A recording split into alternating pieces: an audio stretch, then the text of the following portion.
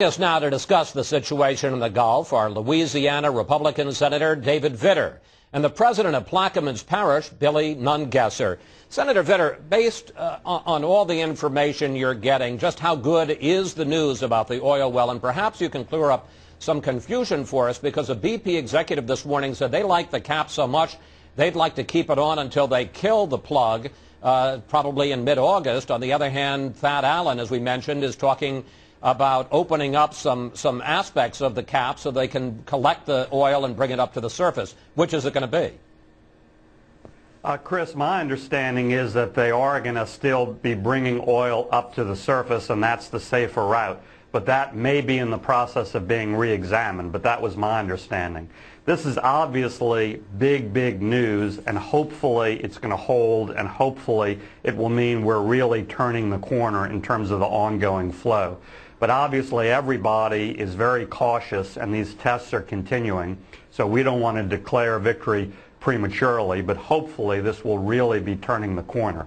Even if it is, we still have major challenges, specifically two: protecting our marshes and coast and dealing with the economic disaster, including the drilling moratorium. We're going to get to both of those in a minute, but let me bring in Mr. Nungesser. Are you prepared to say at this point that this well is now under control? Well, we're watching it closely. We hope so. You know, this weekend, for the first time, our crews are picking up more oil than is being released, because none's being released. Before this, every day was a losing battle, because the little bit we were pulling out the marsh, 100 times that was going back in. So we feel like we're making progress.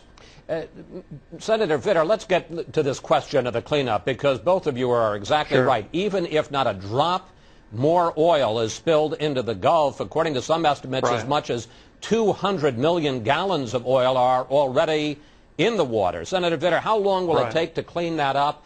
And how long will it take to restore your state's coastline, and especially, as we're seeing here on the screen, that very fragile marshland? Well, ultimately, it'll take years, Chris, and I hope everyone, the nation, realizes that, so we just don't forget about this story once the flow is stopped. I also hope President Obama realizes that. He hasn't been to Louisiana since June 4th. I'm afraid he's decided to deal with this issue, at least politically, by not coming back here and trying to move it off the front page rather than dealing with the situation forcefully. Again, even if this flow is stopped permanently, we have major challenges ahead. Number one, in terms of cleanup. Number two, in terms of economic devastation, including the drilling moratorium. But let me just follow up with you there, Senator Vitter. Sure. Why do you say that he's moving it off? I know you were very critical, and we'll get to Mr. Nungesser in a second, initially in how the Obama administration is handling this. Are you saying they're trying to sweep it under the rug now? I get the impression that is the president's political motivation, his way of dealing with this. He was coming here on a pretty regular basis, trying to deal with the issues personally. He hasn't done that in Louisiana since June 4th. That's personally disappointing to me. Mr. Nungesser, do you feel, forget the question of the president actually coming down to visit, do you feel the federal government is acting more quickly, more effectively now in dealing with the problems that you folks have on the ground there? Well, in the last 2 weeks, James Lee Witt came aboard working with BP, and we've seen a great difference in the response.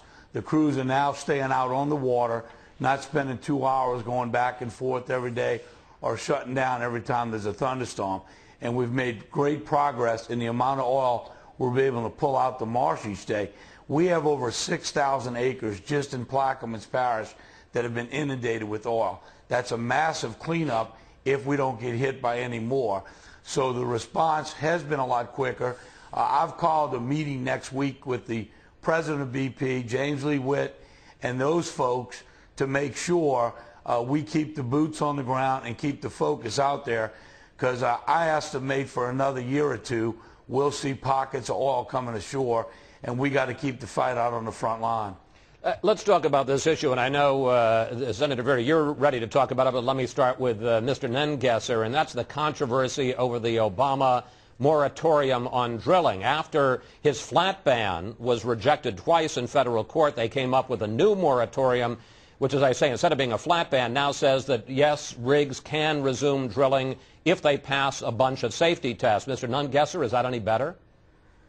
Well, you know, I told the president when he came down to Plaquemines Parish, we need to put we gave some good explanations. You know, you put a rig marshal out there, you make them 99% safer tomorrow. Along with the shutoff valves that they use in the North Sea, gives you a fourth safety valve.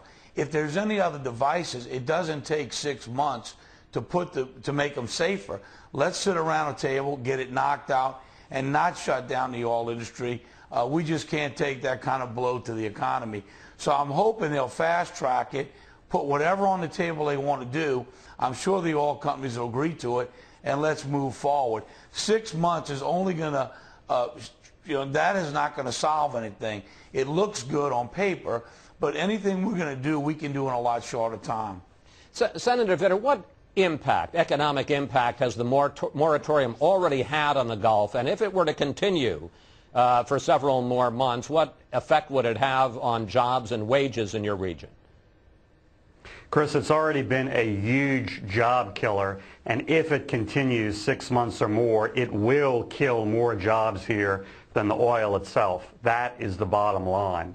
And this isn't a switch you can turn off and then turn on 6 months and a day. These huge structures are already moving out of the Gulf to Brazil, to West Africa, to elsewhere. So this could be a long-term economic hit to the Gulf and the country, and a long-term hit to our energy and national security. I'm really, really concerned about this moratorium issue. How many jobs are we talking about here? Oh, I think when you put everything together, you're talking about 140,000 jobs plus. That hasn't materialized yet, but it's quickly beginning to.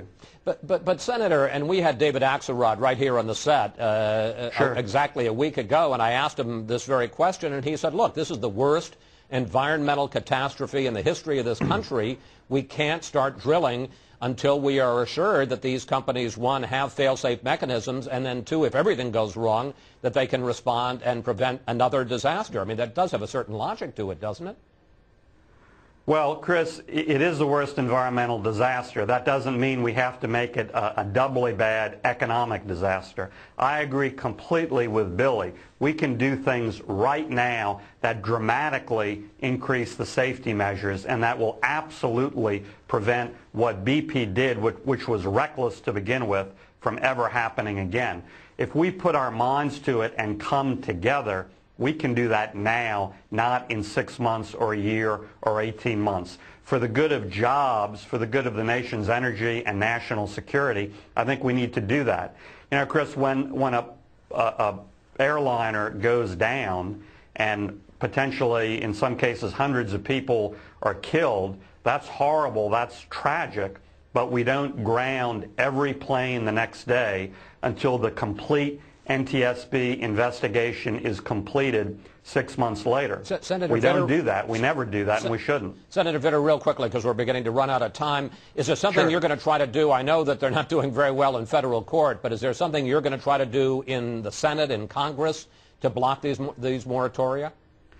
Well, absolutely. I've joined together with many other senators, and we have a bill that I'm the lead sponsor of to end the moratorium. I'm also meeting on a regular basis with Secretary Salazar, other administration officials, giving them very good, specific, concrete ideas of safety measures we can do now, today, tomorrow, to lift the moratorium. And finally, we have less than a minute left, Mr. Nungesser. I just wonder, not to get ahead of ourselves, as the President says, but is there a feeling of hope in Plaquemines Parish this morning that there hasn't been for 90 days?